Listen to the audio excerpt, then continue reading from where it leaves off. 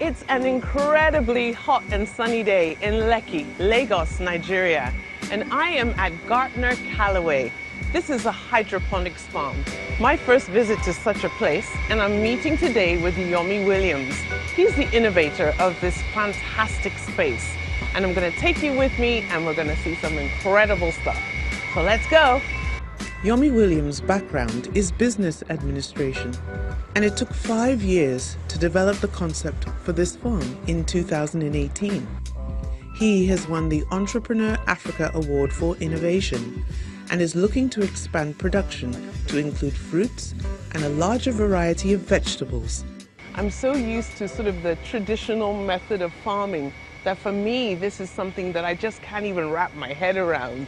So I know I'm going to have a million questions for you. Okay. I could recognize what we were standing in front of right away. Right now, where we're standing, I can see some things that are familiar to me and some things that maybe aren't. If I'm right, this is dill. Yes, that's correct. And that's a beautiful herb. I've used this in the kitchen before to cook fish. It has that lovely distinctive, dill smell. And what do we have over here? This is kale. Kale. But these are some plants that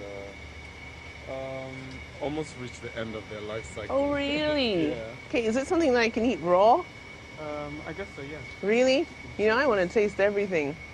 Let's just see what we're dealing with here. I know this is very healthy, new age stuff. Yes, it is. If you eat kale, it's supposed to be cancer fighting and body cleansing. Here goes. Cheers. Although you don't have your beef. Everything here just tastes so fresh, smells so fresh. This is good. You can eat everything right down to the stalk. I love this. Because of the way we grow. Fantastic. Which is all organic. I love that. So organic meaning that we don't have any like fertilizers in the sense of... Yeah, precisely. We don't use any fertilizers. We only use organic inputs. So compost, hydroponic nutrients, the kind of soil mix that we use, the composition of our soil mix as well. So all that, we try to use clean organic materials. I love that. And that's the green way to go these days. Even our water, because we have a reverse osmosis filter that filters the water. So the water we feed the plants are also very clean. So now you're talking very scientifically here, and scientist I am not, so I'm gonna start from the word hydroponics. The actual word hydroponic comes from the Greek translation, which means literally water toil. It's a technique for growing plants without soil, and in some cases without natural sunlight. And it's becoming just another conventional way of producing food for our modern populations.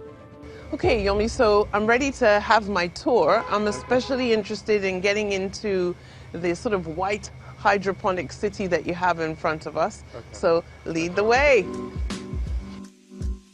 All these stacked planters are really something new to behold. When I was in school, of course, learning science, we were told that, soil is what you grow plants in, and this is what is in soil, and it's the optimal condition for, what's that word? Photosynthesis to happen. Yeah. But this just blows it, out of the textbook, and we're sort of in, the real future here of farming. Yeah. So tell me, how does this actually work? The basics. So basically, hydroponics means either growing without soil or with acceptable hydroponic grow mediums, which we call them substrates. So substrates are like replacements for your traditional type of soil. Right. Which is like topsoil. So for the layperson, because I know that there's a lot of scientific terms that are going to come into this, well, let's try and break it down as simply as we can. And tell me, what kind of medium are you using here for growing your beautiful vegetables? We use a mixture of cocoa coir. Cocoa coir. Is that something to do with cocoa, or is it to do with... It's made from coconut. Coconuts! So we have a mixture of the cocoa pith and the cocoa chip. Right, so if I had a coconut, what part of that would I be talking about? That would be the skin of the shell of the The coconut. shell of the coconut. So let's look at cocoa coir, the growing medium used here. Here's a coconut, a fresh one, like I'm drinking from. And here's a dry one.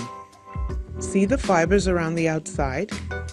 Well, these and the coir grains extracted from processed decomposed hard shell are mixed together to form cocoa coir. They're used in pellet or cake form and also as a mulch, as you can see here. Okay, I see we've got some beautiful babies growing here. Is this lettuce? Yes, that's lettuce. And what we have here is the cocoa coir. Yes. So this lighter stuff that I have here is actually a bit of coconut husk kind of thing? No, the yellow one, that's rice husk. Ah! So rice husk, it's another acceptable hydroponic medium. So sometimes we mix it to give it a bit more, give the soil more aeration. Okay. So that more oxygen gets to the roots. I see. And space efficiency is important here. Everything is stacked. Is that normal for hydroponics, for things to be stacked like this? Well, it depends on the hydroponic system, but we're using a high density vertical system. Oh, wow. So that means basically growing vertical so that we can get more out of the space that we're using to grow. Incredible. And especially being that this is an urban farm in the city. Right. So the space efficiency becomes absolutely critical. And I saw your sign that said, "Find your farm in the city." I love that. That's amazing. That's our slogan. That's your slogan. I'm going to remember that. Find your farm in the city. I love it. I love it. Yomi has beautiful varieties of herbs growing here. Amongst them are 2 types of basil, parsley, kale, mint, thyme, and spinach. I'm just taken by how much there is here. And these lettuce plants have grown much larger than the other ones. Are these mature now? These ones we're seeing? No, these aren't fully mature, but you could harvest them at this size. You could. It just depends. Some people like them like baby lettuce, and some people like them fully mature. Can I taste one of these? You know, I'm picking everything.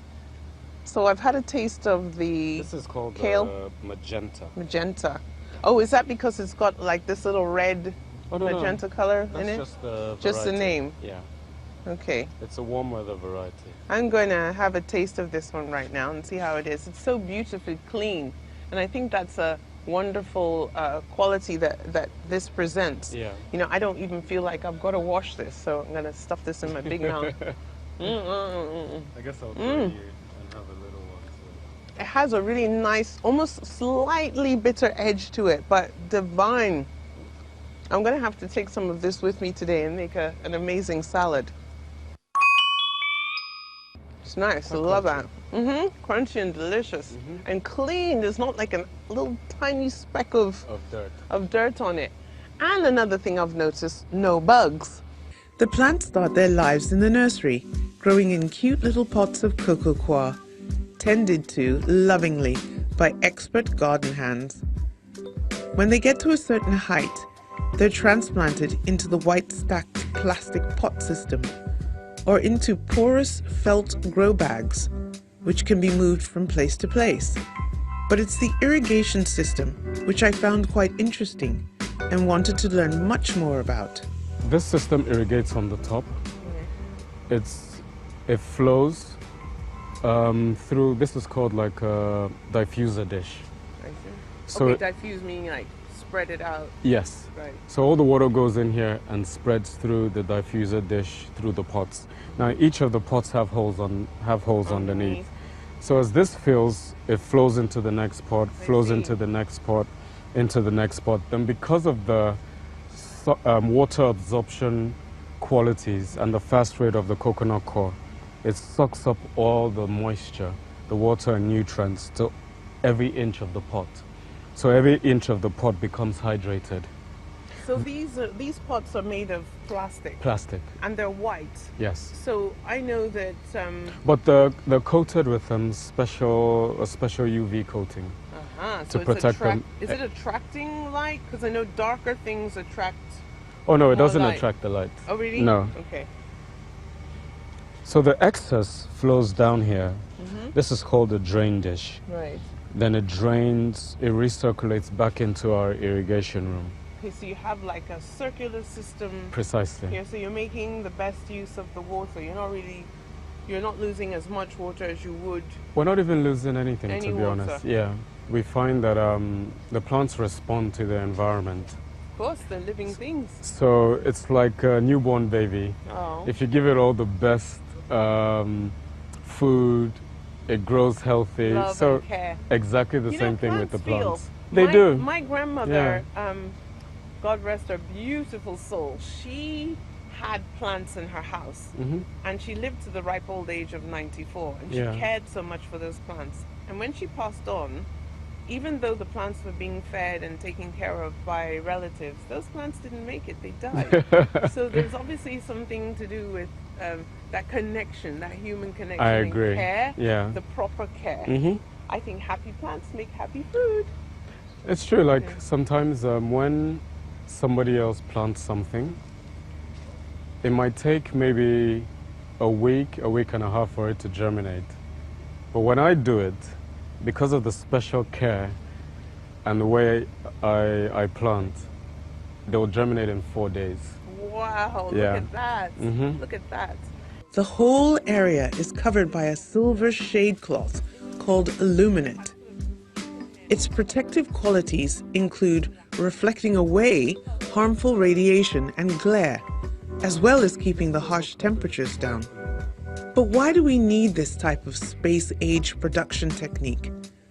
What's wrong with the good old farm? Well, with urban space becoming less green and living in a world which demands immediate response, gardens like these start to make sense, and you might see them springing up in your neighborhood soon too.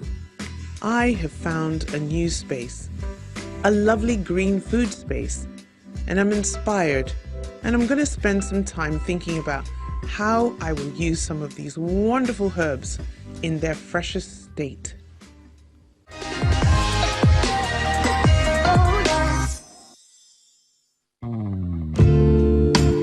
The Hydroponic Center was such a treat. All those beautiful herbs to choose from. Ready to see what I'm going to do with some of them? Good. Hi everybody, I'm back here again in the kitchen, and this time I'm going to be using some of those amazing herbs that I got from the hydroponic farm when I visited. It took me a while to think about what I'd make exactly, but then I thought, I've cracked it, pizza. And everyone's been asking me to make pizza on the show, so here we go. Making pizza dough is as easy as saying pizza. All you need is some dry instant yeast, salt, and flour. I'm using all-purpose, and that's okay. Also, some olive oil, some lukewarm water, and a big bowl. Okay, everybody with me? Let's start with the dough. So I've got here some all-purpose flour. I'm making one big pizza, so we're gonna go for about 2.5 cups to 3. Let's just say, play it safe. Add a good tablespoon of the dry yeast and a generous pinch of salt. I'm rubbing off some of these beautiful little fresh thyme leaves into the flour for flavor. You need to remove the stems.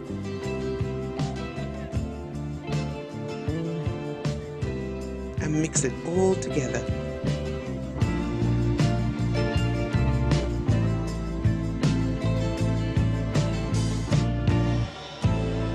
In goes a splash of olive oil.